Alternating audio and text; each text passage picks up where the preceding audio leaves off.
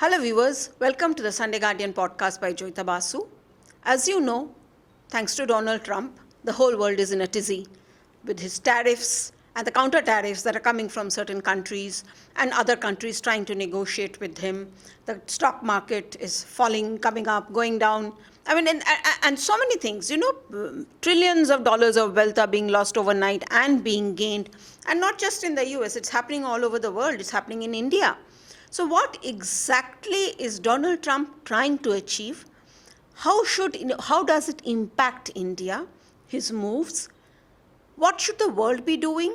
What is this US China trade war about? To discuss all this and much more, I have a very special guest, Ambassador Ashok Sajjanhar, who is former ambassador of India to Kazakhstan, Sweden, and Latvia. He is also Executive Council member of Manohar Parrikar Institute of Defense Studies and Analysis, among other things. Welcome, Ambassador Sajjanhar, to the show once again. Thank you very much. Always a pleasure to be with you, Joyeeta. Thank you. Now, Ambassador Sajjanhar, tell me, what exactly is Donald Trump trying to achieve? So once again, thank you for inviting me to this podcast, a very important subject that you have chosen. So let me put it this way. There are certain structural problems as far as the United States is facing. It's not facing it now, it has been facing them for the last several years, in fact, several decades over the last 30, 40, 50 years. And very briefly, if I could mention, number one, it is a huge trade deficit. If I would, I don't want to bore the listeners, viewers with figures, but some figures would be quite illustrative. For instance, the imports of the United States, annual imports, are in the region of about $3.1, $3.2 trillion. Incidentally, United States is the biggest importer in the world. Its exports are in the range of about $2.0, $2.1 trillion.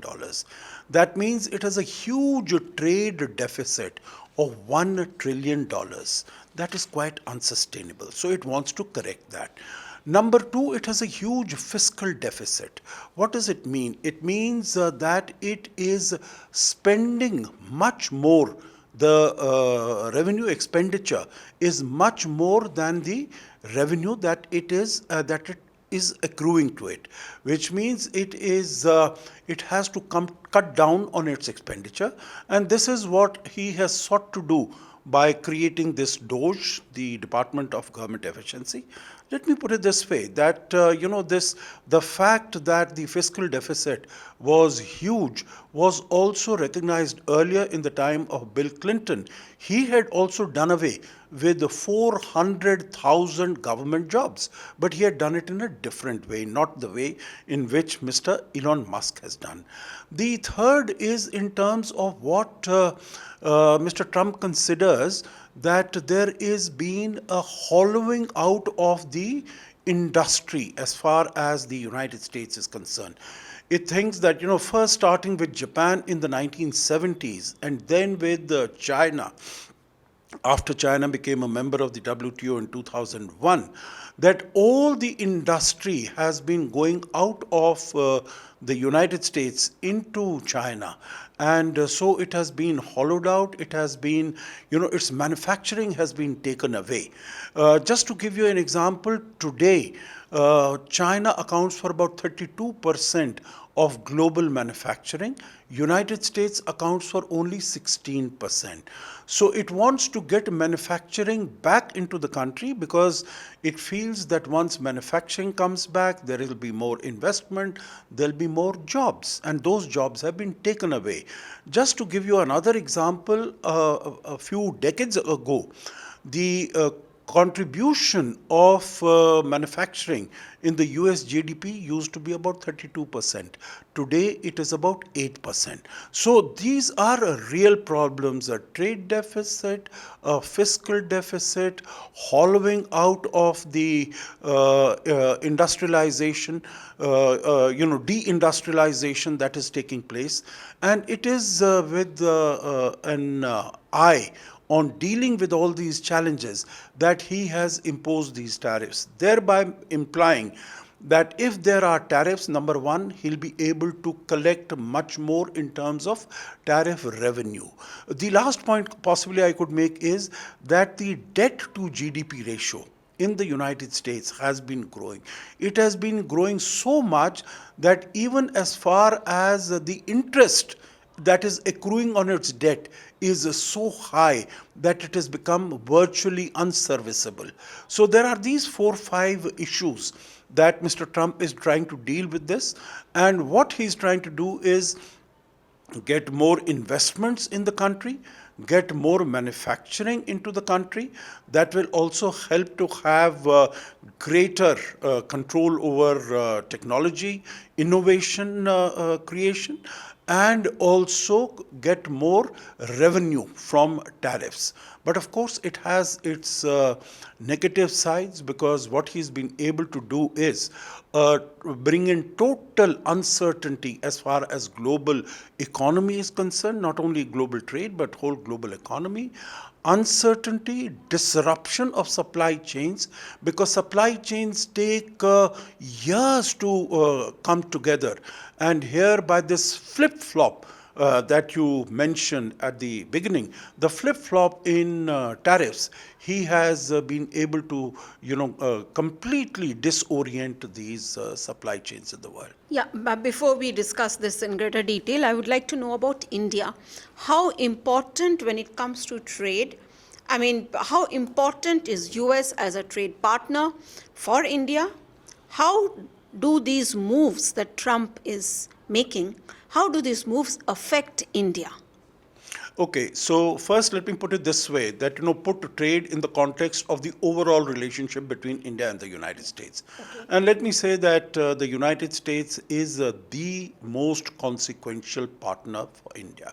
So if India is wanting to move towards Viksit Bharat 2047, we need partners, we need global partners, and there is no better global partner for India to achieve its aspirations and its ambitions of Viksit Bharat than the United States. So whether we need technology, because as the Prime Minister has said, we missed out on the Industrial Revolution because we were a colonized country at that time.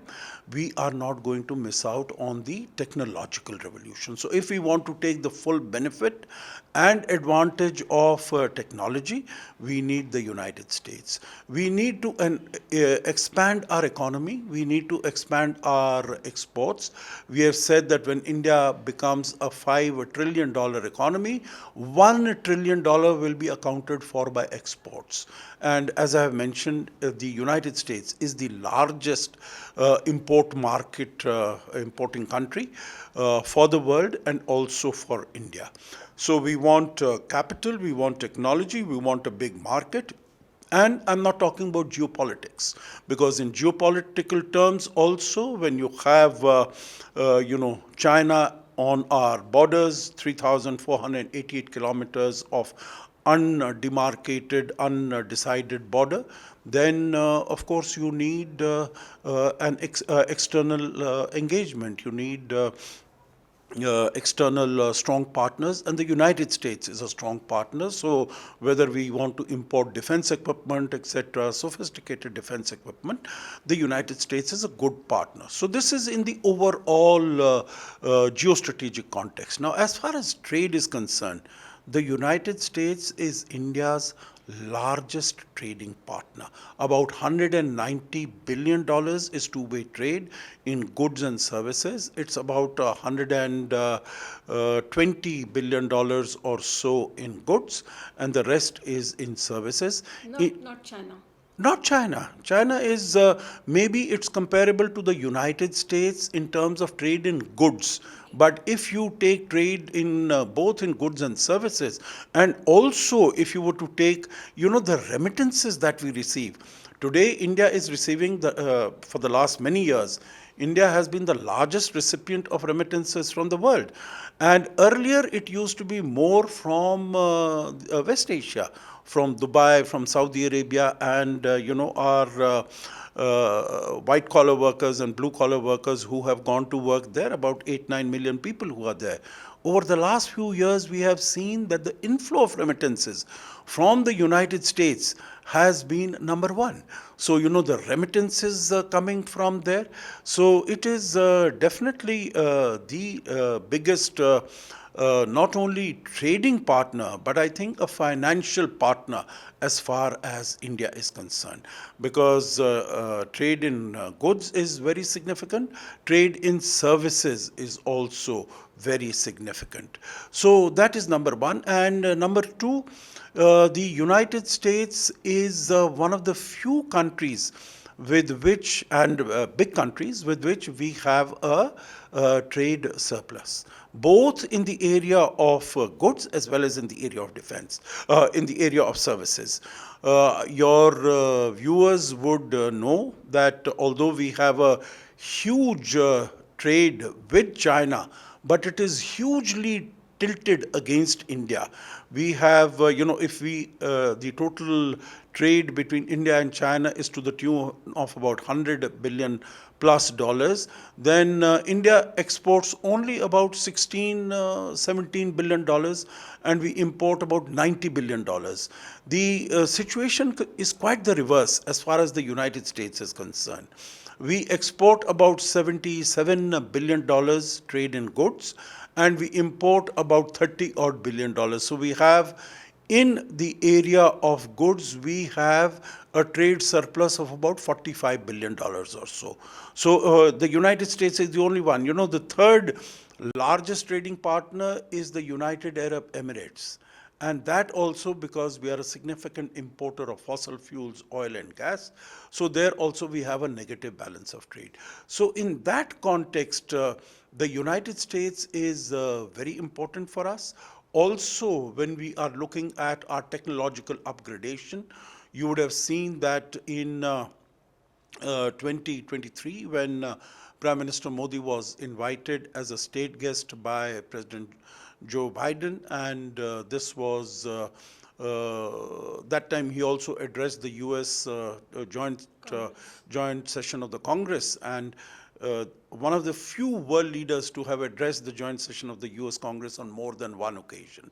So at that time, there were a large number of agreements signed in the area of technology. If you remember, Micron Inc. at that time had agreed to invest about $850 billion in India for manufacture of semiconductor chips, and many other areas. In the area of defense, it was agreed that GE would export its 414, GE 414 engines for our Tejas aircraft to India. So I think whether it is in the area of technology or in high tech, AI, biotech, etc., United States is the most significant partner for India. So what happens now with the 26% figure that Trump has arrived at, based on apparently this deficit that the US has when it comes to trade with India?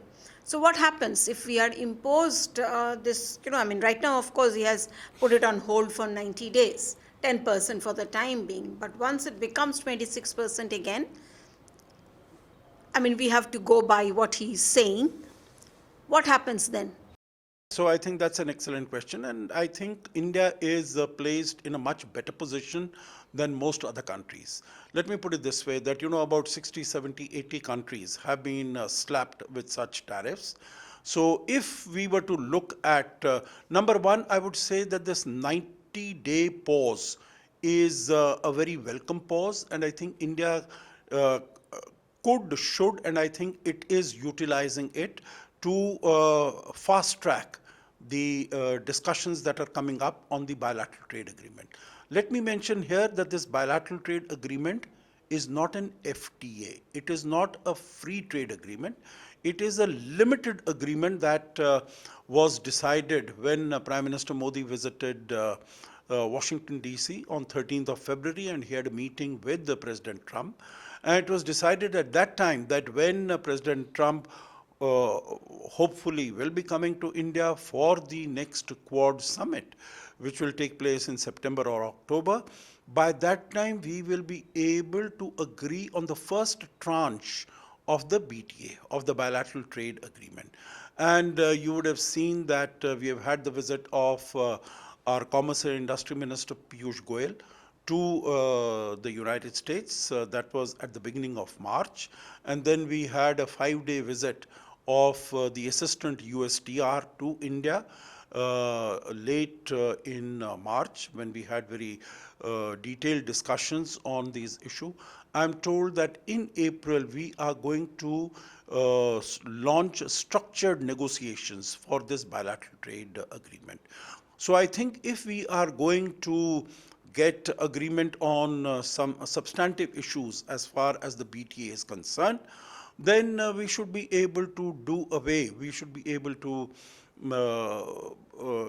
go around the 26-27% tariffs that the United States has threatened. But that having been said, even if I was to look at the lay of the land as it exists, I think there are a couple of aspects that we need to keep in mind. Number one is that possibly we need to think whether this pressure that we are facing from the United States, whether we can use that as an opportunity to rationalize our own tariff structure and have some trade policy reform. In areas where our tariffs are very high, and whether we can rationalize that. In areas where we have non-tariff barriers, for instance, there are some certification requirements. If you look at the note sheet on the White House website, you'll see that there are a number of areas, whether it is certification requirements, whether it is, some of the other non-tariff barriers. And what the United States has said that that if these are done away with, then that could enhance the US exports to India by about $6 billion or so. So if we are looking also at bringing down our trade surplus with the United States, then some of these items we could, both in the area of tariffs and non-tariff barriers, we could look at and we could try to rationalize. The other is this will also help us, Joyeeta, a great deal, because we are out of the global value chains and the global supply chains. We have to integrate ourselves in the global supply chains, and that can be done only by becoming more competitive. And more competitive we can become by bringing down, rationalizing our tariff structures.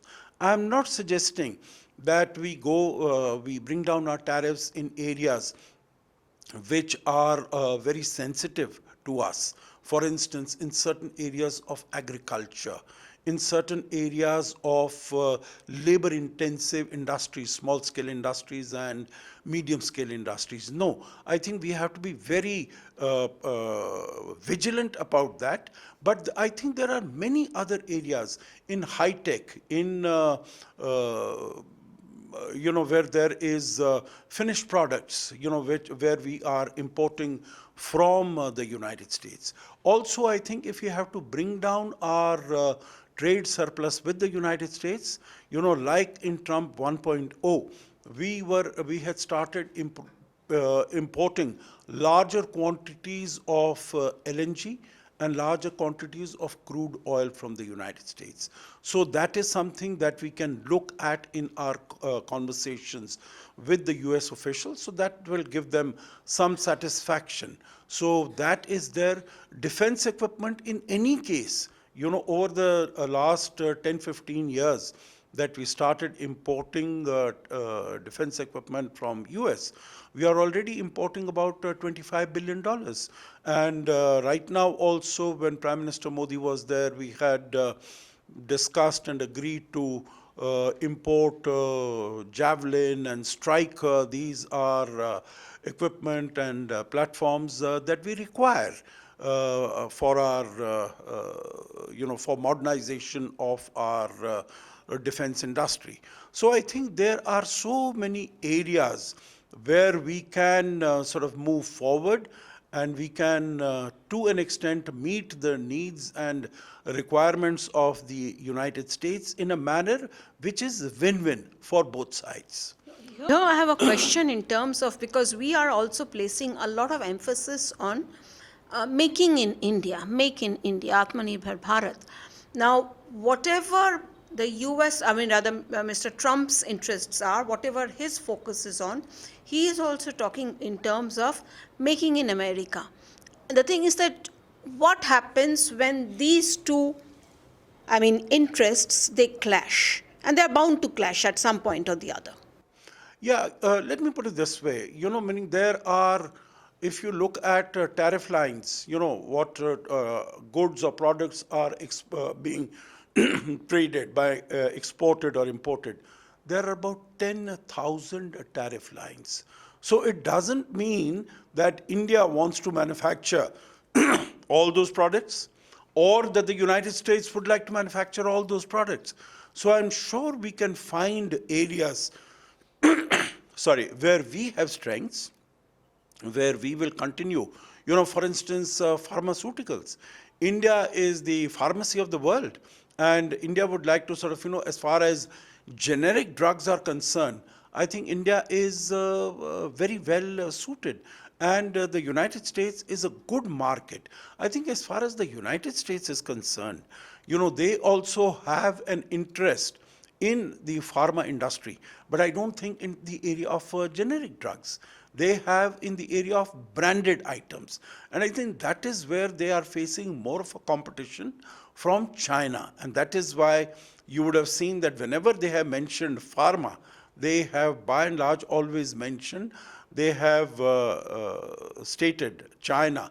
And I have not really seen India being mentioned in that context. No, I think there was one mention of by the US Treasury Secretary where he was pointing out, the pharmaceuticals, we are going to slap tariffs on pharmaceuticals because a large part of it is now in manufactured. It is basically under Indian control. Because if they start going into that area, that is going to hit our pharma industry, isn't it? Yeah, it is going to, there might be some areas where we will have some difficulty, where we will have some problems. But I think India enjoys, as far as the pharma sector is concerned, huge strengths. So even if we have certain, additional tariffs that are imposed on us, then who are going to be our competitors? We'll really have to wait and see in that. And I think in addition to all that we are saying, as I mentioned, that United States really accounts for 13% of global imports. It's $3.2 trillion out of a total import of about 25 odd trillion dollars globally. So it accounts for about 13% or so. So there is 87% of the market that is available globally otherwise. So India can definitely look around, whether it is Europe, whether it is Southeast Asia, whether there are other markets that are available. And, of course, in terms of diversification of markets, that we will have to continue. So when you're talking about only 13% of the global imports the US is taking. So isn't it a bit too much? I mean, wouldn't you say then Trump's reaction is actually amounts to overreaction? Well, I think it is Trump is overplaying his hand, because there is such a huge dependence on the US market. And the problem there is that the exports from different countries, they are really linked to the lives of people in the exporting countries. So that, if exports stop, that means the production of those items stops. And that has a direct, immediate impact on the livelihood of those people. Like in Bangladesh, for example. Like in Bangladesh. Or Vietnam. Vietnam, of course, is a different case, because Vietnam is really all Chinese money, because trying to get source it from another country, because there is a restriction on imports from China. So, or there was the China plus one strategy. So China is routing it through Vietnam, even through Bangladesh. And I think it was a very good policy as far as India is concerned, that we did not allow ourselves to get to assemble Chinese products, get CKDs and SKDs of Chinese finished products here, assemble them here, and send them out as Indian products to the United States. This is what countries like Vietnam, Laos, Cambodia, because otherwise those are not industrialized countries, but they have been exporting all these because otherwise, it would have all come from China. But these are really Chinese products which are finding their way to the US market. But I think if I was also to look at it, that there is a differential as far as the reciprocal tariffs are concerned. For instance, if it is 26, 27% imposed on India, then it is about 54% or 48%, 54% was on China. But if it was about 40 plus percent on Vietnam. 47. Yeah, 47% on Vietnam, which means that if I am exporting to the US market, then I become much more competitive than, let us say, Vietnamese textiles. Bangladesh also has a higher tariff, somewhere in 34 or 36%. So Indian exports, whether it is in textiles, leather, footwear, etc., they become, in a relative sense, much more competitive in the US market than many of these others with whom we are competing. So I think that also is an advantage, in addition to the fact that we could rationalize our tariff structure because of this pressure, but also that India will be a beneficiary if, Chinese products are getting blocked out from the US market, and China is a huge exporter of about $500 billion, and many of them FMCGs and so on and so forth. So I think India can definitely try to capture at least some part of that market in the US. But did Trump have to do it the way he is doing it, literally taking the sledgehammer to everything that is considered quote unquote sacrosanct in kind of world trade, supply chains, everything? And at times it seems like he is lumping friends and foes and partners, everybody together, and giving them the American treatment or the Trump treatment. Why is he doing this? I will not say it is the American treatment, because I think by and large America, in terms of the Bretton Woods system and the liberal order, America has by and large been quite generous as far as the developing countries are concerned, as far as the whole world is concerned, Europe is concerned, that providing its market, making its market available to them, and not really demanding reciprocity from them in terms of an access to the market. So I think I will not say that it is the American treatment, but yes, it is the Trump treatment. And I think definitely he could have gone about in a different way. I would also maybe have slight difference of opinion that he's lumping friends and foes together. I think he is treating his foes, by and large, except China right now, in a much more respectful manner than he is treating his friends. I think as far as his friends are concerned, he's really literally stepping on their toes and jumping on their toes, because I think he feels that he can get away with it. Especially, are you talking about the NATO countries? Yes, because he thinks that they are so dependent on him. So this is both geostrategic and geopolitical, as well as now in the geoeconomic way. Meaning, look at the sort of language that he uses for how they are coming to him for licking a particular part of the anatomy. yeah, He has whatever it been. is, that they are And he's talked about that also, you want to yeah, negotiate. that everyone wants. Very bad language. Yeah, very favorite language that he has used.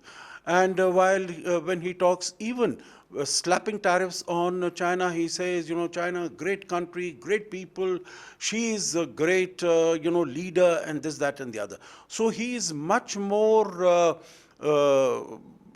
effusive in his praise as far as his adversaries, whether it is Putin or Xi, than he is as far as his allies is concerned. But I agree with you. I think he has overplayed his hand, because what he has done is, as we were talking, this flip flop. First, you impose, meaning what he did on Canada and Mexico to begin with. He said, I'm going to impose these tariffs. Then he takes back these tariffs for 1 month. Then he again says, that on automobiles and auto cars and components, he is going to impose these tariffs. So this flip flop is very bad for the global economy. And what he has done by all these actions is that he has literally rung the death knell, in my view, of the WTO, of the World Trading Organization. Because, right from the Second World War, 1949, we had GATT was put in place as a contract between, all these contracting parties. And that was replaced by the WTO in 1995. But this whole GATT WTO system, it was based on negotiations. If I had a problem with you, I would come to the institution, say I have a problem, negotiate an outcome of this, and that would be acceptable to both of us, and that would be implemented. By saying that unilaterally, I'm going to impose these tariffs on you, he has, this is truly ringing the death knell on the WTO and on its most fundamental principle, which is Article 1, which is the most favored nation treatment, which means that if I am extending a tariff benefit to you, then this tariff benefit will be extended to all countries. So that is, and by saying that, I'm going to negotiate this with you on a one-to-one basis, it is really saying that, he has no faith as far as the WTO is concerned. So that is number one. Number two, I think, is that the manner in which he has, acted against the whole world, it has really made them try to find alliances amongst themselves, keeping the United States out of it. And we see that in recent times, there have been conversations between Japan, the Japanese foreign minister, the South Korean foreign minister, and China to have a free trade agreement with them. So what we've seen is over the last 10 years, it is China has entered into 9 free trade agreements with the different countries. European Union has entered into 8. As far as America is concerned, it has entered into none. It had the NAFTA, which it changed to US MCA, etc., Mexico-Canada agreement, but it has not entered into a single new free trade agreement with any country. So it is slowly, will slowly get sidelined, particularly as far as its actions of this nature are concerned. And I think China is going to become, project itself as a country that does not impose, that does not act like a bully that the United States is doing, that tries to coerce other countries to do what it wants. It treats other countries with mutual respect, for mutual benefit. And I think both geostrategically, geopolitically, as well as geoeconomically, I think the United States is definitely has acted in a manner that it will really have to walk back on many of the things that it has done. I think it has also been stated by the Treasury Secretary that the reciprocal tariffs that have been imposed, they are not there to stay. They are there as the opening gambit for Trump so that he can get countries to come to him and negotiate. And that is what most of the countries have done. except for China. You know, the European Union had also threatened that they are going to retaliate against the United States. But then they have said that we want to give a chance to the negotiations because this pause for 90 days has been given. But as far as China is concerned, today it has threatened that it is also, you know, so far it had said that 84% tariffs, retaliatory tariffs against the United States. Today it announced that it is going to increase that to 125%, what Trump had threatened. But Trump had then stated yesterday that he's increasing it to 145%. I think 54 also, 154 No, also. 145. 145 because it was 20 plus 34, which made it 54. And then 54 was increased to 104. 104 went up to 125. 125 has gone to 145. But then, you know, you could, of course, ask as to why was there this pause that was given in of 90 days that was given to the whole world, the reprieve that was given to the whole world except to China. Yeah, here can I have just a Yes, question? yes. Now, when Trump is taking a very what you're saying is that basically Trump is taking a maximalist position, and from there he's trying to climb down, and depending on negotiating skills and all. Now, yeah, as you talked about this China thing, what does this, I mean, all-out open trade war between the US and China mean for the respective countries? And of course, what sort of an effect is it going to have on the rest of the world? Huge effect. And it is not only a geo-economic war, it is not only a trade war, it is a war for geostrategic dominance. And that is why, you know, what I think China is trying to project itself, and particularly as far as the global south is concerned, that it is there to protect the interests of the global south, and it is standing up to a bully, it is standing up to a tyrant, it is standing up to a country that is trying to coerce, that is trying to twist its hand, that's trying to extort from it. So it is trying to project itself as the savior of a multilateral rule-based system, which is truly a reversal of of roles. And that is why the United States has also acted in such a manner, because it sees China not only as a threat in the area of trade and commerce, but as a real viable strategic competitor.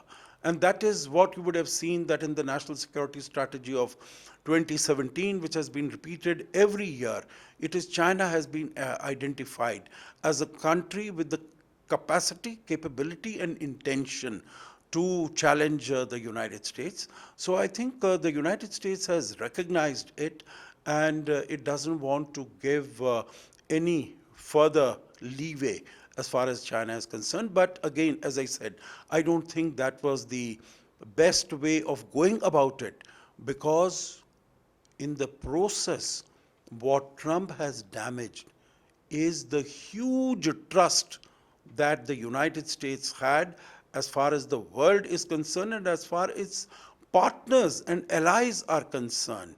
And so China is trying to reach out to all the countries. It has met so far, in my view, with limited success, but that is not because the countries don't want to go against the United States. I think the countries are very miffed and very peeved at the manner in which the United States has treated them and continues to treat them, but because they are not comfortable with China because of what China has done. They have their own problems with China. So whether it is Japan, whether it is Korea, whether it is India, whether it's Vietnam, so they have their own problems.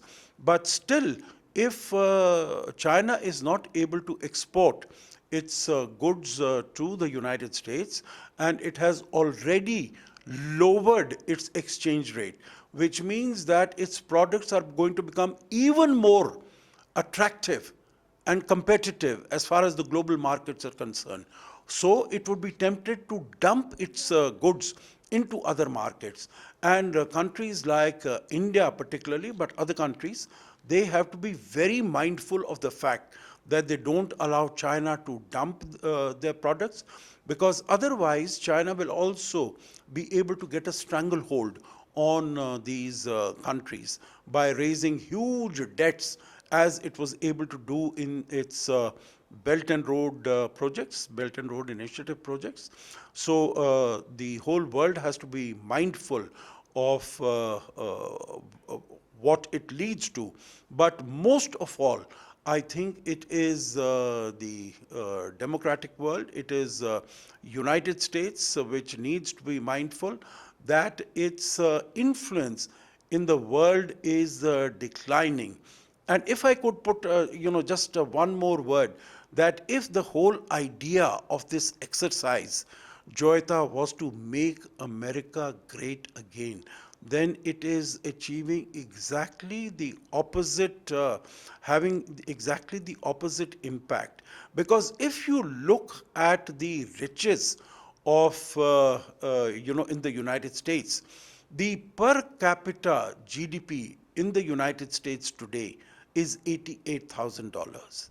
If you look at the per capita GDP in any of the European countries, whether it is France, whether it is UK, whether it is Japan, they are all below 50,000. If I remember correctly, the poorest out of the 50 states in the United States, that I think is Mississippi. That per capita GDP, even in that state, is $51,000. And that is also more than the per capita in all these countries. So as far as the wealth is concerned, the overall wealth, which is, about 300 million people in the United States, and a total GDP of about more than $30 trillion, accounting for about 26% more than that of global GDP. So in terms of wealth, it is not a poor country. But the problem is the distribution of wealth, the disparity in terms of the distribution. And that is something that is in terms of governance. How do you distribute wealth in your own country? And that is what you have to see. By artificially sort of trying to ensure that there will be more investment, there will be more manufacturing in steel, in aluminium, in cars. I just think the future is technology, and the United States needs to invest, in my view, more in technology and get people trained in the STEM subjects and in innovation, in AI, in quantum computing. Get their people trained in those areas rather than trying to get back, the industries of the 1960s and so on and so forth. I mean, sewing, stitching Nike shoes. Yes. That is what he's trying to do, actually. Yeah. Now, the thing is that here, of course, the question, before I go on to my last question, actually about the domestic effect of Trump's policies. The Chinese part, when we are talking about the Chinese part, of course, as you are mentioning, this huge 145% tariff that Trump has imposed, will it have the desired effect on China's economy in particular? Because China also is undergoing a lot of economic turmoil. All right. So do you think it is going to be able to at least try to break the backbone of Chinese economy? And of course, China is trying to pose itself as the hegemon of the world now. The force of good, actually, what it's trying to do. What sort of effect will it have on China? Yeah, so I don't think it is trying to project itself as the hegemon. It's trying to project itself as a very reasonable and interlocutor.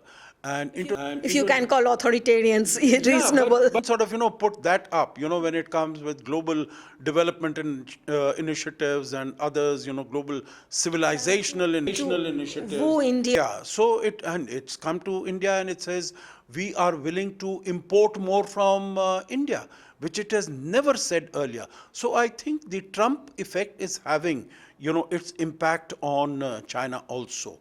But that having been said, number one, trade wars do not help anyone.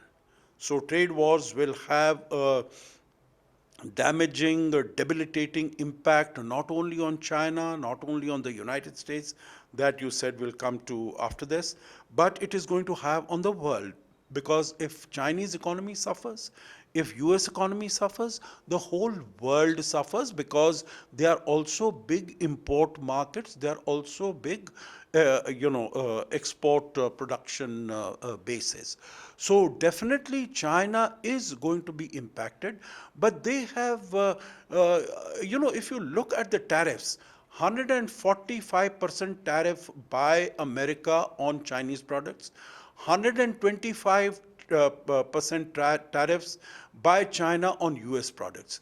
Economically, they are meaningless, because no product will be able to pay such a high duty.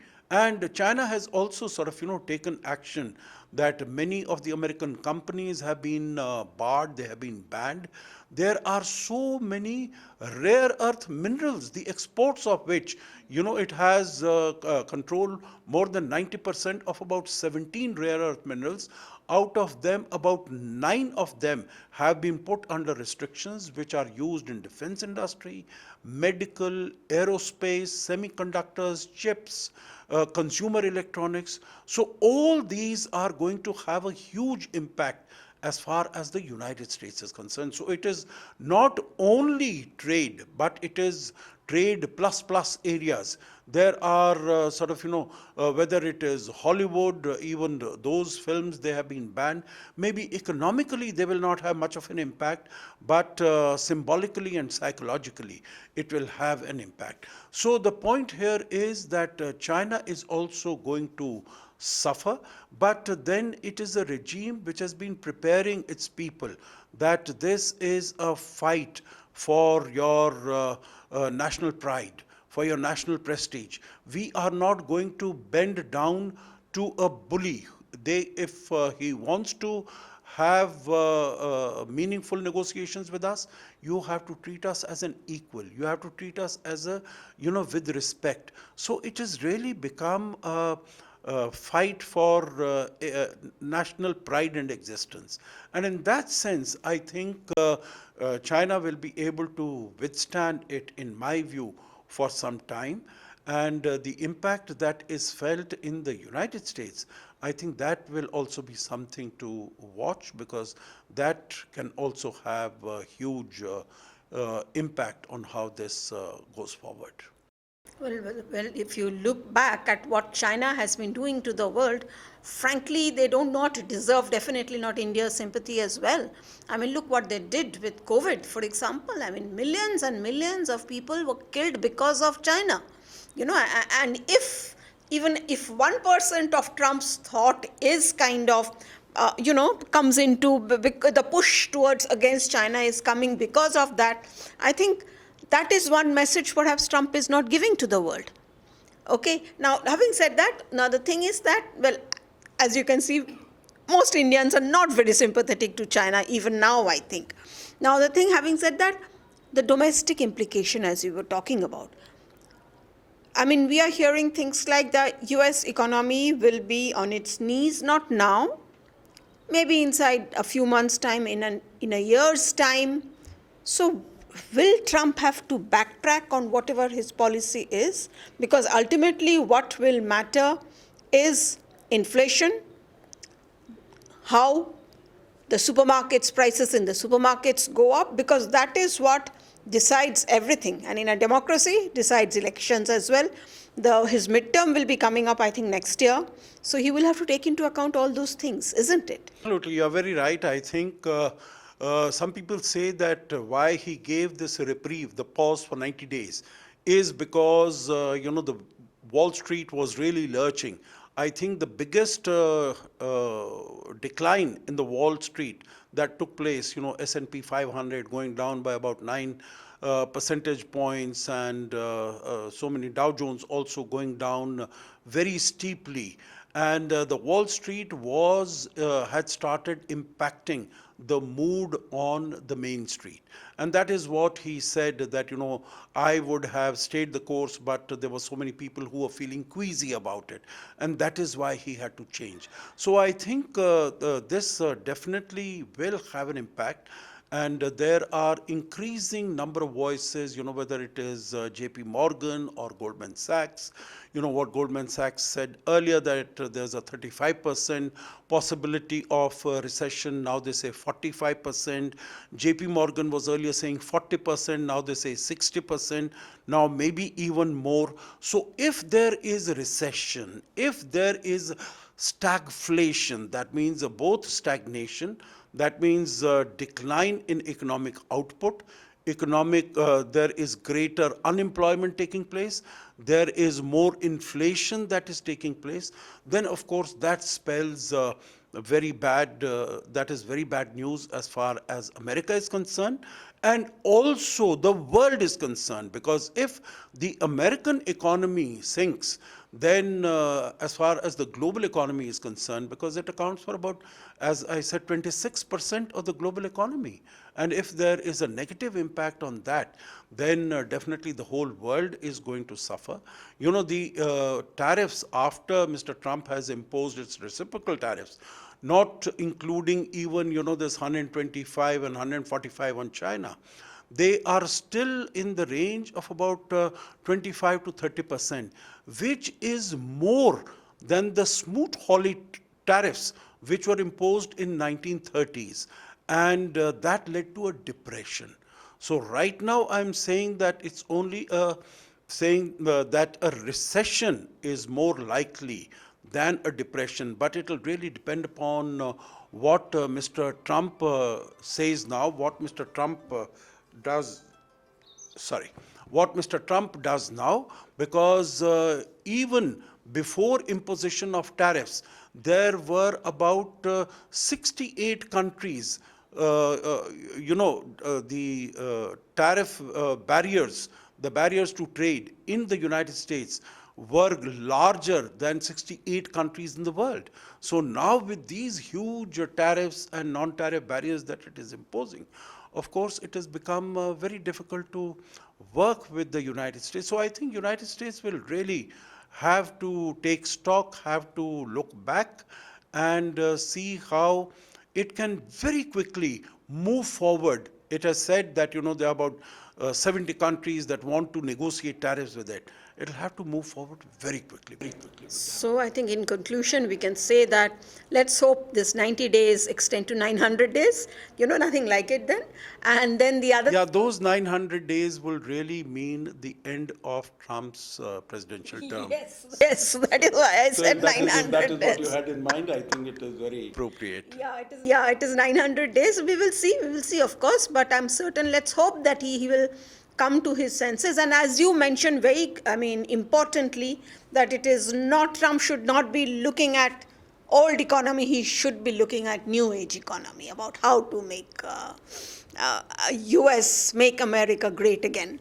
Otherwise, all of us are doomed to live under Chinese, under a Chinese communist empire, and I don't think any of us want to do. No, I don't think that is going to pass, that is going to happen, because we are entering into a multipolar world. And I think there are many other centers of power, influence and authority, and they will not like to go under the influence. And there are very many opportunities, whether it's India, soon to become the third largest economic power. You have Japan, you have in Europe, and I think they are also getting their act together, both in the area of economics and also in the area of security and defense.